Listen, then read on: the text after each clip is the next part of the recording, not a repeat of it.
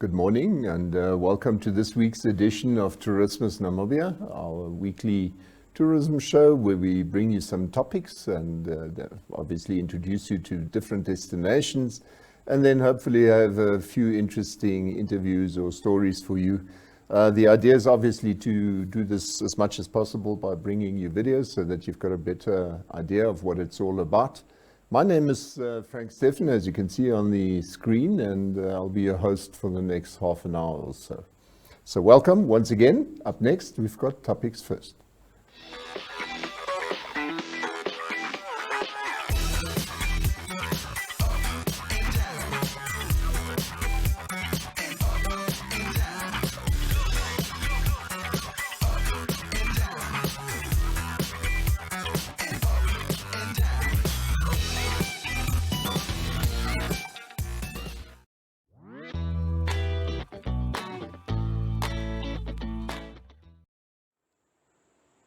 Back, and unfortunately we start off with some bad news today, with the UK having reintroduced a travel ban against Namibia amongst others. So with the arrival of this new COVID-19 variation in South Africa and Botswana, this one was Sky News, but also BBC and others reported on Friday already that 6 African countries were to be added to the red list. So flights will be temporarily banned, and UK travellers must quarantine. Flights from South Africa, Namibia, Lesotho, Botswana, Eswatini and Zimbabwe, which is basically SADC, were all suspended with immediate effect. And that will remain in place was in place until this morning at 4 a.m. on Sunday. From today onwards, new arrivals in the UK will be required to quarantine in hotels. So this is quite a sad development for Namibia, really, especially that since I've seen in the past that, this is my impression now, but I don't see that these travel bans really work, because there's always still some form of travel, maybe not seen by everybody, not really noticed by everybody.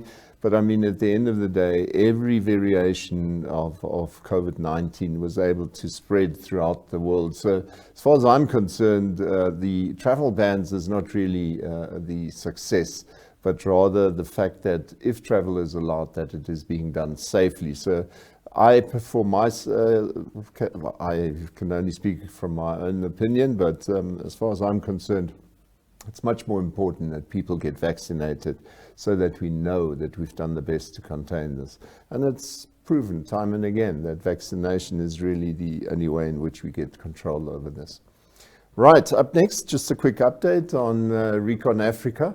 And I thought it was important because this week the Parliamentary Standing Committee for Natural Resources actually spoke to the council, the Communal Land Council.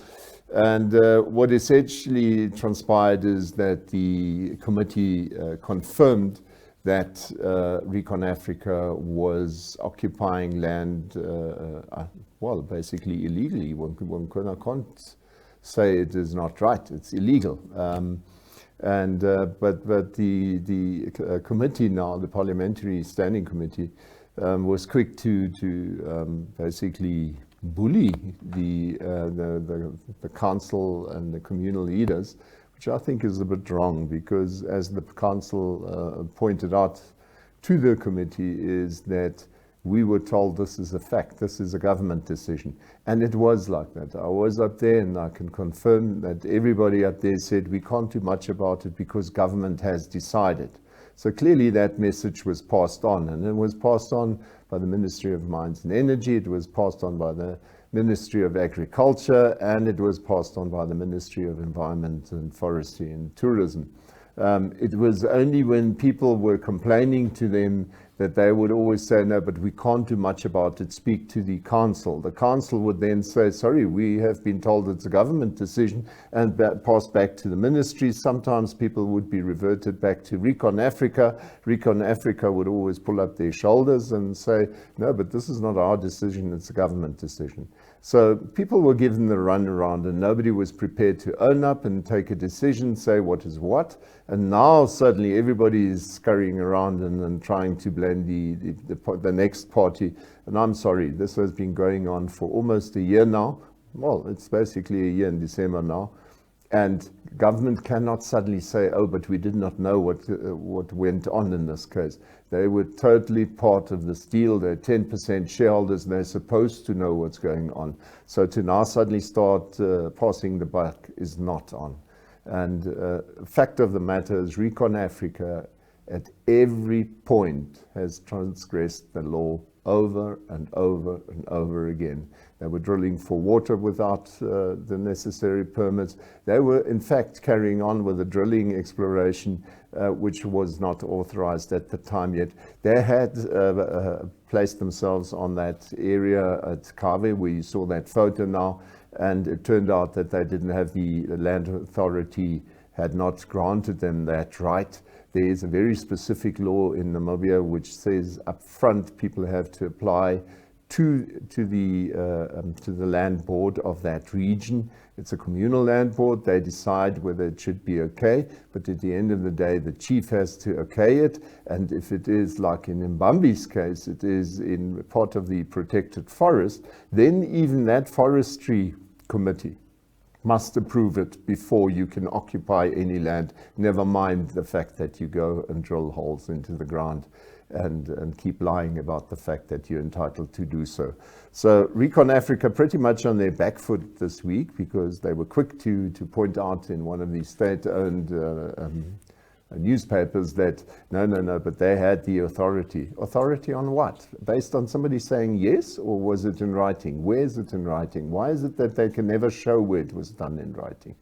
So in any event, Mbambi has never been approved, not even now, because it's still a dispute in court. So technically they shouldn't have proceeded and carried on drilling while they're on that space. So that is Recon Africa for you as always. So up next, I want to talk a bit about the trusted travel system. This was obviously an African initiative, and the idea was basically that people were supposed to be able to do their clearance at the border points much easier. So as they said, the new trusted travel system was aiming for the government to check out corona test results, and it should be easier for people to enter and leave Namibia. But it was supposed to be introduced as from 1st December, but they've now postponed it to 15th January. The Ministry of Health saying that this is justified by enabling a smooth transition, especially in view of the many trips expected during the Christmas season.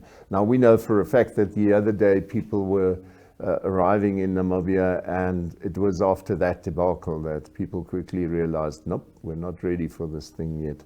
And I think, especially with this upcoming new wave, it is becoming more and more important that governments are much quicker in reacting to this sort of thing, getting their stuff into gear, getting organized, having systems that work, instead of always saying, no, don't worry, we'll wait another month and a half. In a month and a half, we might have a serious wave, and what then? Then we're not geared. And what will be the end result? We'll again lose visitors.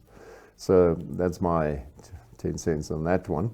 So that's the trusted travel system. And then I found an interesting report in the Republican this week. It was about a rhino calf.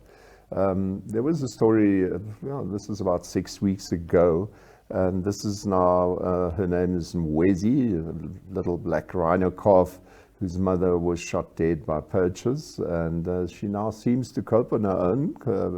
The calf was found a week ago at night during full moon on a farm in Namibia.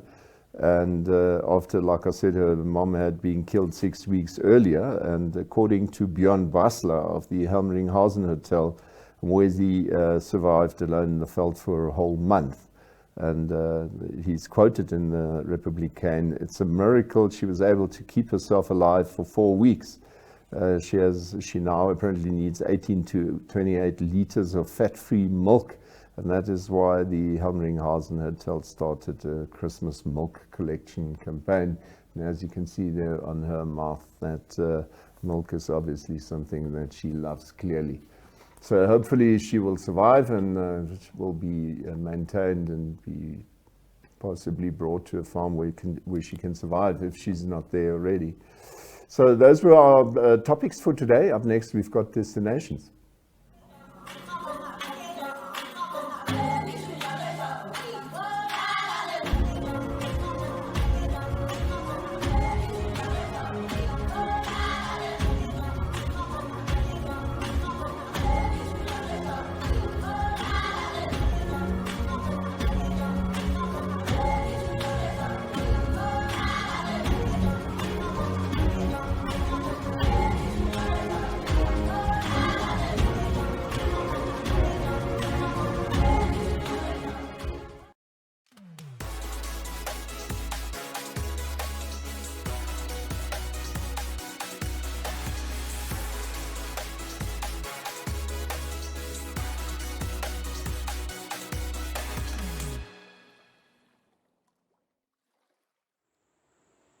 By the way, we at NMH are very excited. You saw there just now that little jingle or that ad for Africa Good Morning. It's one of our morning shows, and it's not the only one. You've got Klets Kompas, which is in Afrikaans. You've got Evening Review, which is a political broadcast done by Namibian Sun. You've got the tourism one, which we're bringing out now.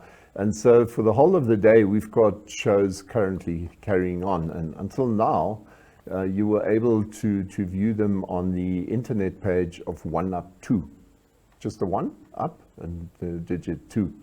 1UP2 is where NMH basically gives you a rundown of their shows throughout the day. And you can basically go back on old shows as well. But what is the nice part about it, 1UP2, as from early in the next year, will be actually one of the DSTV channels.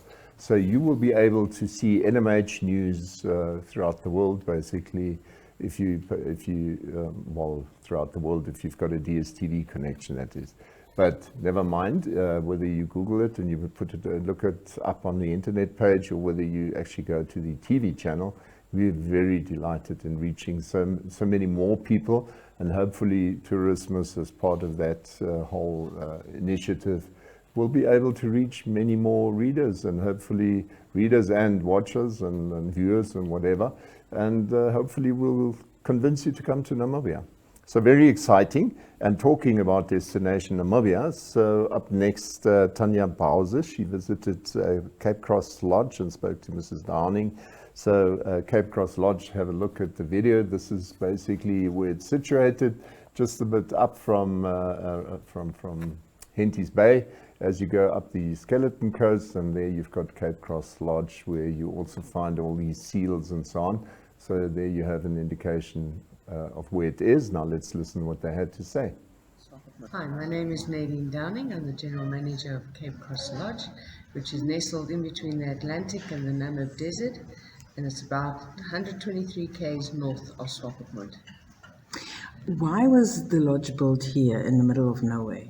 It was built about 20 years ago. In December we will celebrate our 20th birthday, and it comes from back in the 1800s when this original area was a concession area, and there was a seal factory here in the 1800s, and they also exported guano, fossil guano that was found in this area. And this concession has been handed over from one hand to the other and sold and resold up to present day, where we have a lodge situated here.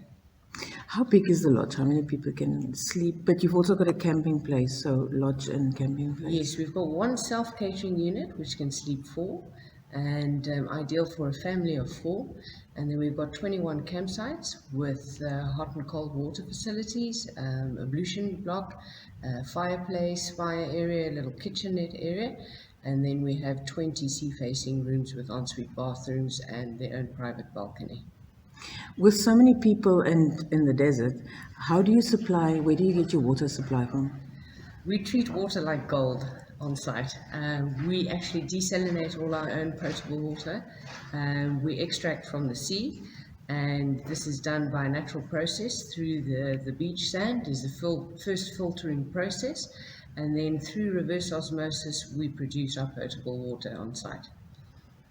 I see you've also got solar panels. That's correct. We try and be as self-sustainable as possible, and our mission at the lodge is also to be very environmental conscious. So all our cleaning products are biodegradable, and we are very aware of the environment and protecting the environment that we are situated in. Why should people come visit you? What is the attraction that the lodge offers? There's many attractions. Firstly, it's a very, very popular spot for people who fish. We've got some great fishing areas, angling areas south of us and north of us. So if you come down for a weekend or come up for a weekend, one day you can fish south of the lodge and the next day you can fish north of the lodge, depending on where the fish is biting. Also, we have some of the largest lichen fields right on our doorstep. So for the naturalists and the nature lovers, you'll find some palmato geckos in those lichen fields. You'll also find some desert chameleons and all the other smaller creatures. We are also surrounded by the brown hyena, or as some people know it, the strandwolf.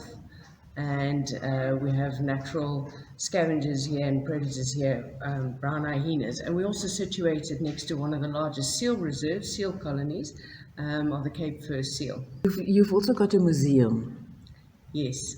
Day visitors, we open daily, so day visitors are more than welcome to pop in. You don't necessarily have to camp here or visit the lodge or stay in the lodge to visit the lodge. We have a la carte restaurant which serves meals all day, every day. Day visitors can come and visit the museum and learn about the history and basically all past chronicles that happened at Cape Cross. From 1486, when Diego Cao set foot on Namibian soil and planted his padrao. They could see a replica at the seal reserve adjacent to us, and then the museum houses some of artifacts which was found in the area. Some, like the torpedo bottle, is over 100 years old, and then we've also got a small little cottage outside which is dedicated to the whaling history of our coastline as well, and for example why the Skeleton Coast is called the Skeleton Coast, which is a popular question among tourists. And they can read up and learn about the environments as well. Also, they can read up on the first railway line, which was built in Namibia. This was a narrow gauge railway line, which was 21 kilometers long. And the Damaraland Guano Company back in 1896 used it to transport the seal furs and the fossil guano to the bay at the seal reserve, and then that was exported overseas. What we try and do at the lodge is we try and also make visitors aware of the natural history within the area.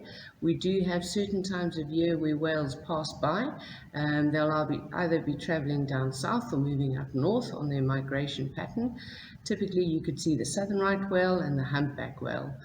And we do have turtles. Sometimes things wash ashore, they die of natural causes, and what we try and do is we preserve this and we try and add this into our exhibition so people can learn about the natural habitat that these animals are found in, as well as their lifespan and their life cycle. And the interesting decoration and paintings around you, I believe you are partly responsible for that. Yes, I am indeed. I come from a family of Namibian artists, well-known Namibian artists, the Downing family. My father was a well-known artist. He passed away in 1988, and my mother took on with the studio and with the paintbrushes and carried on. And when I completed schooling, I kind of followed in my mom and dad's footsteps, and I absolutely have a passion for art and the environment. I'm more wildlife artist, my mother's more landscape artist, but I think together we try and depict Namibia in all its beauty. Thank you for your time. Thank you. What a nice interview and a nice introduction to that part of Namibia.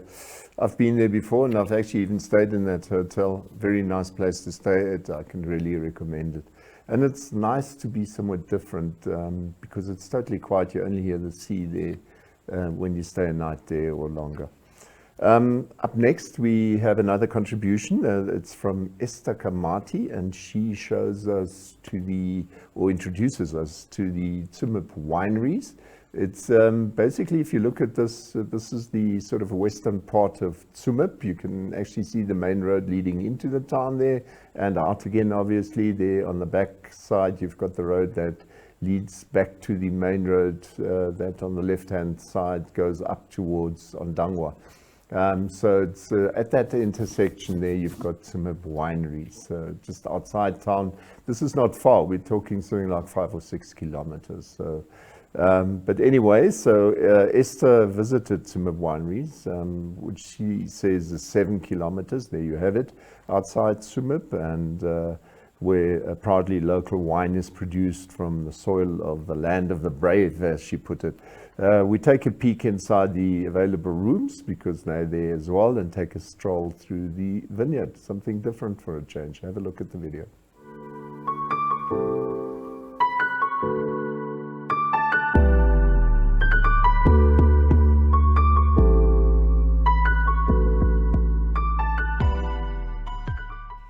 Everybody loves a good glass of wine, but do we ever wonder how wine comes to be? In a lengthy process that could take up to 7 years. Welcome to the Tsumeb Winery. Through the vision of a young woman who decided to dedicate her passion and time towards the craft of winemaking, the Tsumeb Winery brings us a range of brandy, white wine, rosé, glühwein for the winter, pinotage, chenin blanc, and soon sweet wine. Through the brand house of Claudia, a young woman has decided to literally become the Psalm 31 woman. She plants a vineyard with the profits that she makes. She is Claudia Marais. The venue offers a range of activities from wine tasting and information sharing, picnics, wining and dining, and accommodation facilities. There are about 8 rooms which can accommodate 16 people, plus 1 suite to accommodate a family of between 2 to 4 individuals.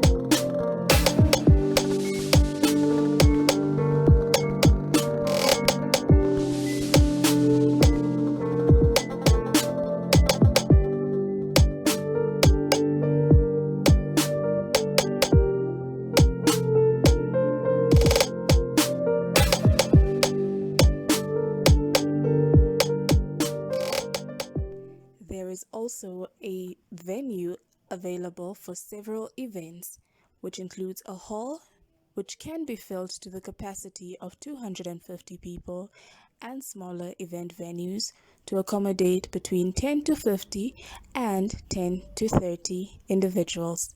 The open vineyard is also quite suited for outdoor events, and normally fairy light festivals can be held there. In addition, the facility also offers wine tasting and information sharing, picnics, and wining and dining sessions.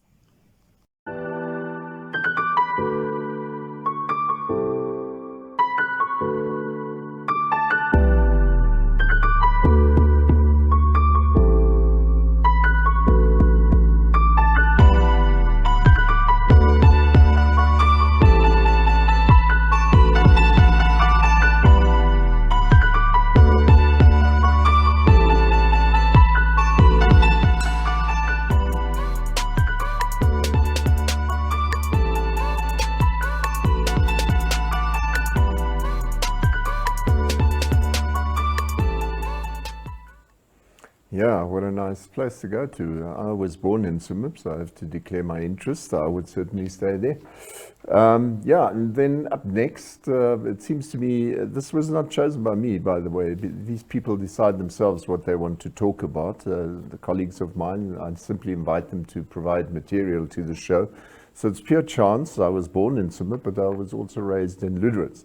And as far as Lüderitz is concerned, I recently saw a Facebook post by Liska Kock, and she described her trip to Lüderitz on 22nd October 2021, and she says, I would like to quote, well, I quote from that post. She says, "The week before we went on this trip, it was my 21st birthday. I've been saving long enough, and with the extra help of birthday money, I was finally privileged enough to be able to afford my dream lens, to be able to capture images up close. Unfortunately, Fuji was out of stock in Cape Town, but lucky for me, I was put in contact with Fujifilm SA, and they were kind enough to lend me a 100 to 400 millimeter lens for 2 weeks. So this video would not have been possible without Fujifilm, even though it was not sponsored.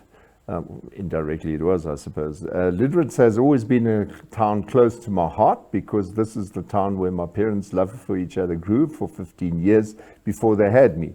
It's a town with very rich history, and it's still so untouched by man.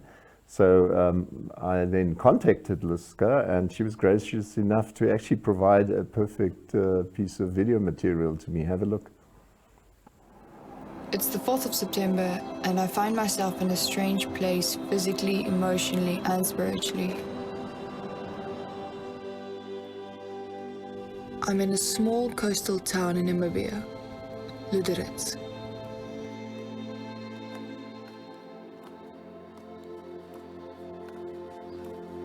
A place like no other. Its ground is rich in life, ironic, because it's a place with very little fresh water. I find myself in awe at the abundance of animals living off each other. It's quite interesting how the wild horses adapted to their surroundings and around each other. Their survival is not an easy task, but they are capable, they are strong, and live each day, day by day. And they have fun with the little that they have.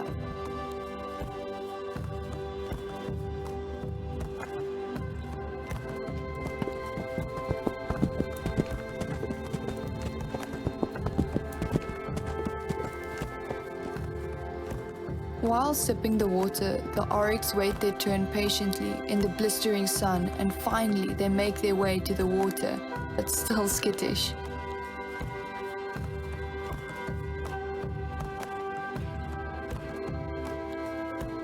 As we make our way to the coast to another forgotten ghost town, we find ourselves nostalgic for no apparent reason.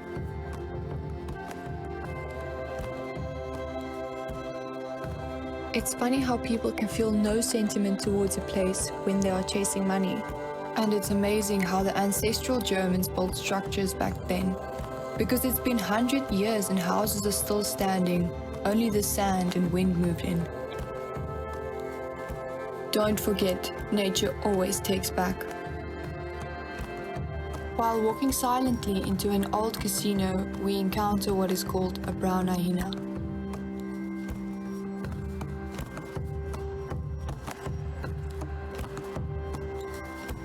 She looks at us like she couldn't care less, but still keeps her distance. We show a mutual respect for each other, and we both go our separate ways.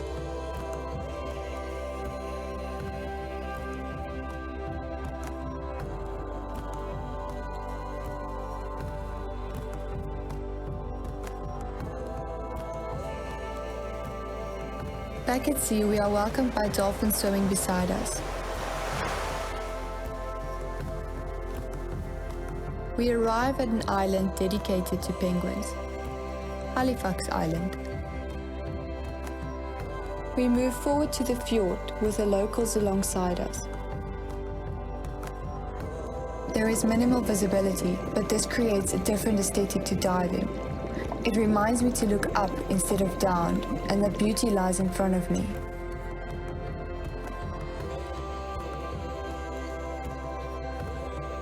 Thinking back to the trip, I could feel my inner child, but at the same time, I felt an overarching sense of independence and freedom. A freedom that no adulthood has ever allowed me to experience.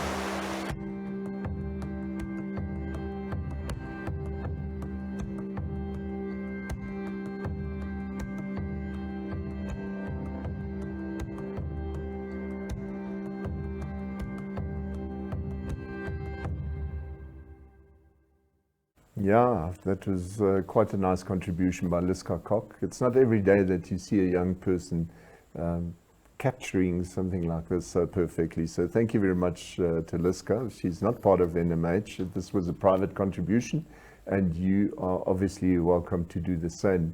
Even if you just want to tell us a bit about your lodge and whatever, it's always welcome.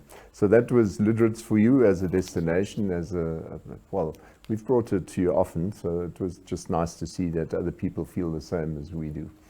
So those are our destinations for this week. Up next, we've got To the Point.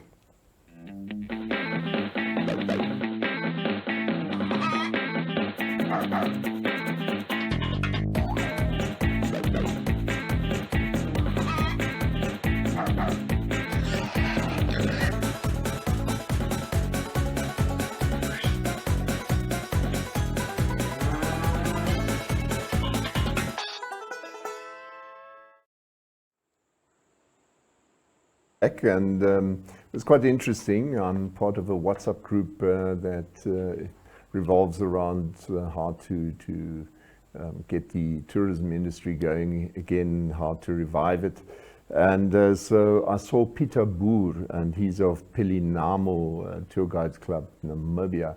He promoted the fact that he's trying to do something to further the safety and security of tourists that come to our country. And I thought that was quite a nice initiative. So instead of only reading about it and writing about it and just telling you, I invited him to come to the studio, and he had a little talk with me earlier today.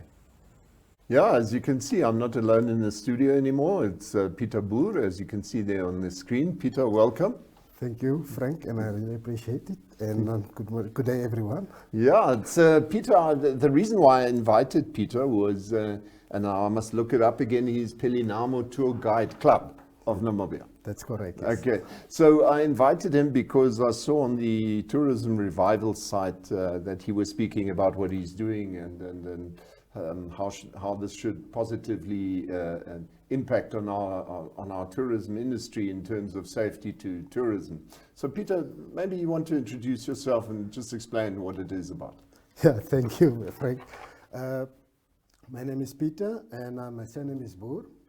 I'm the chairman of, I'm also a tour operator in Namibia as well. Okay. And also the chairman of Pelynamo Tour Guide Club and Against Crime. Okay. And we started around last year. Yeah. We was coming up with the idea during this pandemic that we're having COVID. We must come up with something new to support our tourism industry. And so do my research regarding the tourists that are robbing in Namibia. It's terrible, it's worse. Yeah. And I go to the police department and say, yes, this is the idea I was having. So maybe you can accept this proposal that I'm having now. And they accept at the end of the day it.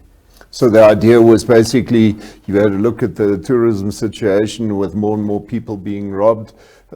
Actually, it's not a case of more and more, but you saw that it had happened and you wanted to change that. To change that. So that's why we're coming up Pelynamo Tour Guides Club Against Crime. So we fall under the community affairs with NAMPOL. So we are not police officers, but we're working with them. It's almost like these various associations in Yes. town that are also cooperating with the police. Exactly, because we are also national. So do you somehow work with the neighborhoods associations, or are you doing your thing separate? I can say we're working together with the neighborhood as well, and neighborhood as well, like farmers, all of them. Even that, yeah, okay. We're working together, and the vision is not there. We are still going bigger. Okay. It's like I explained to you, like national, Yeah. the 14 regions in Namibia.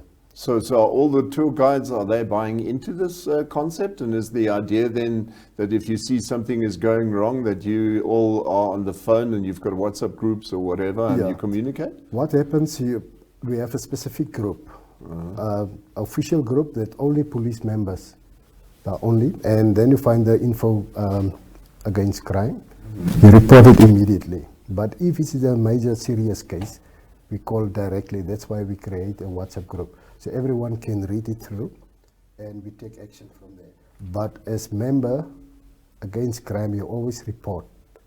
You don't. You're not suddenly the policeman. Yes. It's all about observing and creating Yes, prevent awareness, crime, yes. and maybe just showing the criminal that somebody is watching him. Yes, you always do to prevent crime. Yeah. So we want Namibia to be safe. So Yeah. that all the tourists who come in Namibia, we want to try to educate them as well, especially on self-drive drivers and tourists who coming in, Yeah. so that they can get more information about the safety of themselves and our beloved country. Okay, so the idea is essentially that if a tourist comes here, that they should contact you, and say, listen, I'm here.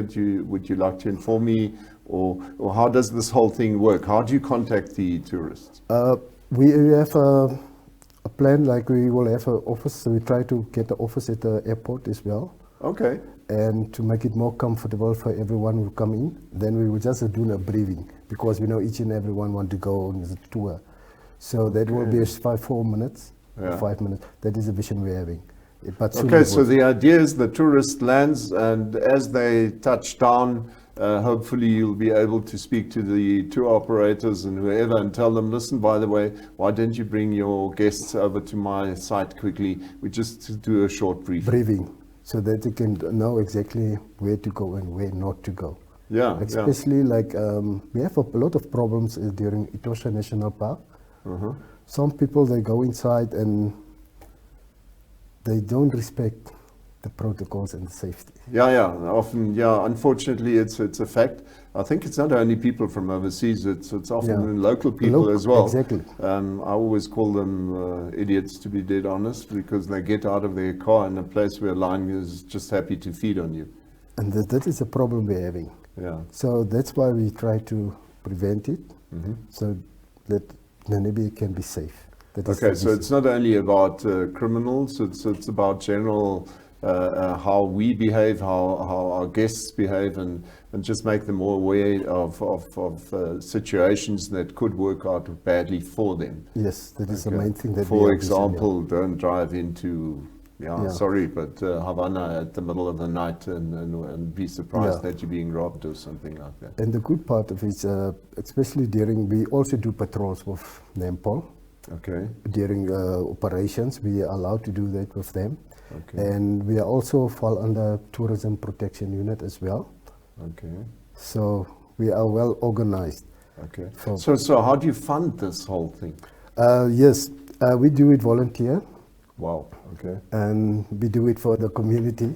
yeah. And it depends. We're asking for sponsorship as well, Okay. especially when we're driving our own vehicles. And we do also food patrol. Okay. And our members is one of the lucky guys that I'm having on the group. And we support each another. Okay. But hopefully when somebody wants to sponsor, they can. But do you have a bank account already that we can later maybe put on the screen as well, and just to see? You know, when we air this interview as part of our show, we might afterwards just put up a little page that says, by the way, Okay. contact Peter Boer, and then we'll quickly Yeah. give you a cell number. and maybe then at least people will know of you. And maybe we do another repeat of this sort of show where you guys are outside and we talk, and maybe just to promote this and help you get this thing on the way. Yes, definitely. Yes, I will really appreciate it. Yeah, no. Because that's like in Swakop Moon, we are also members in Swakop Moon. Okay. So, like now, some of our members are on patrol. Okay, okay. And wherever they go, they always give information.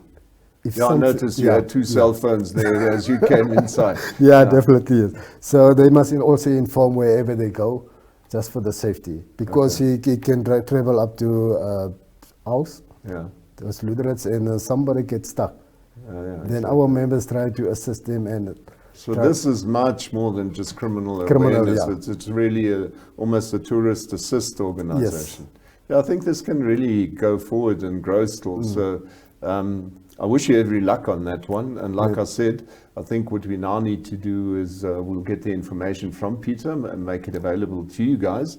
And then subsequent to that, I think if you go out again one or another time, we need to maybe join you and do a bit of a video about what you do and how you approach it. And by that time, maybe you've got more strategic plans worked out as to who one can contact in the different regions and so on. And then we supply that list on the show like this as well, just to get this thing going, because I think the initiative is great. Yeah, the vision is really good.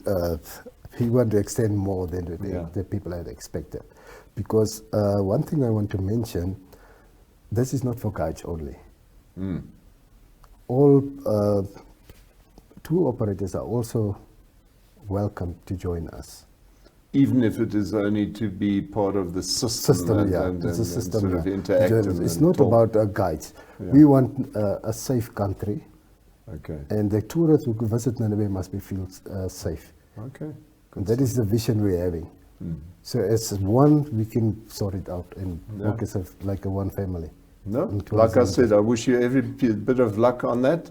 And hopefully we'll give you more details as we go along, because I must admit, I simply phoned Peter and said, I want to talk to you because I think it's a great initiative. So hopefully we'll take it up sometime again and take it forward so that you as tourists have a better idea of how to keep yourself safe in Namibia. It's not a serious situation, but it's a nice thing to know that somebody's looking after your interests and eventually after the interests of Namibia. Thank you, Peter. Thank you, Frank. I really appreciate it. Thanks.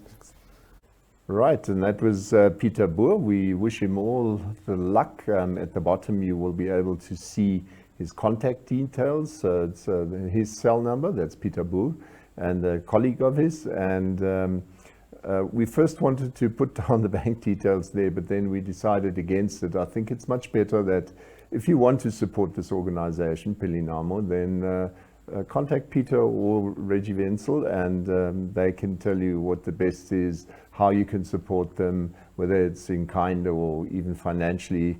I just think it's a project worthwhile supporting in every possible way.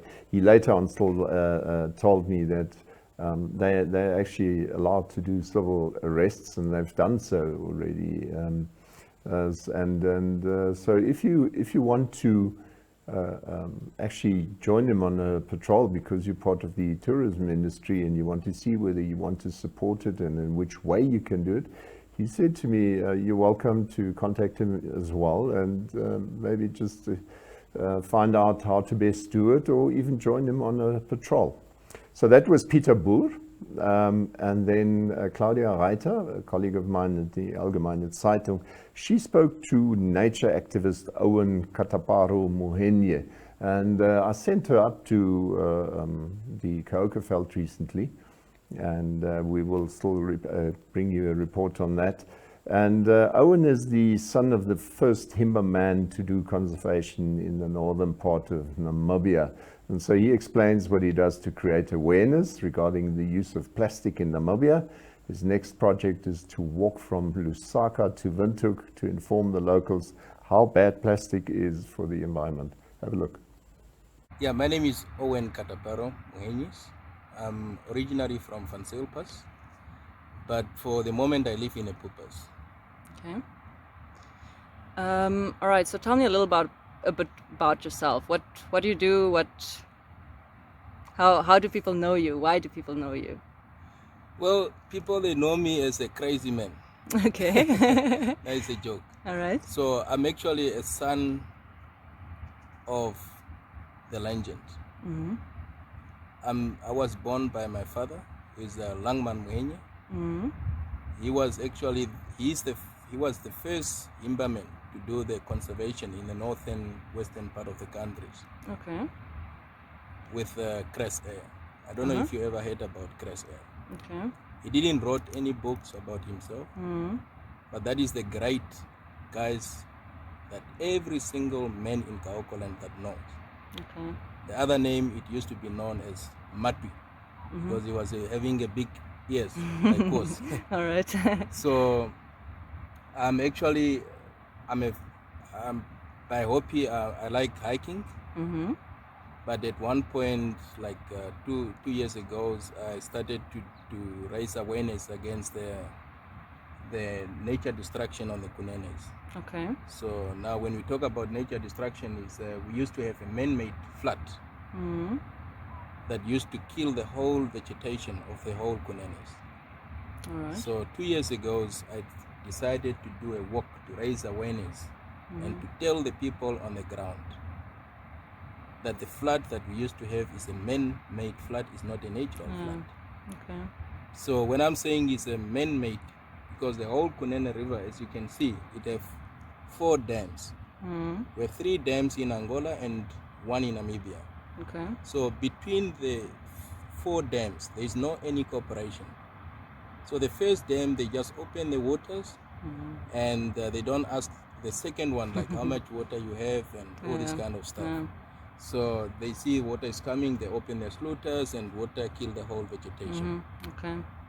I decided to stood up to tell my people on the ground to understand that even if they are suffering from this flood, it's a man-made flood. Yeah. But anyway, we cannot say we succeed. But last year and this year we didn't have any flood, luckily. Maybe because of the drought situation. And as my point, I have raised it up in Windhoek to the Minister of Environment and Tourism, as well Minister of Mine and Energy. So I think they have spoken to the Angolan government to cooperate with the water systems. All right. I see. So and I just like it. And next, maybe in December this year, I want to start from Lusaka, Zambia, down to Windhoek. And that is now to fight against the plastic. Okay. And then you would go around and tell the people about the plastic. About plastic. Because it's not good for the environment and also for the people. So therefore I have to teach them. Even if just go in Katutura in Windhoek, where the people make apanas. You also go there. I go there personally. But when they start the fire, they start with the plastic. It is not their problem. It is the problem of the manufacturer that manufacture plastic. That's right. Because they don't tell the bad side effect, what the plastic contains. And this is the reason why I'm standing up. Okay. And I don't have anyone at the back. You know, for the moment, I stopped because last April I was in Swakopmund, walking, stretching up. For what did you walk some there? Plastic, also for plastic. Okay. I budget some money for myself. I don't go behind someone and say, give me some money, sponsor me. You don't get sponsored, yeah. Yeah. Sometimes people, they find me on the road and say, okay, we like what you do, and they sponsor me. Okay. I don't like to sit behind the computers and begging people, say, give me something. Yeah.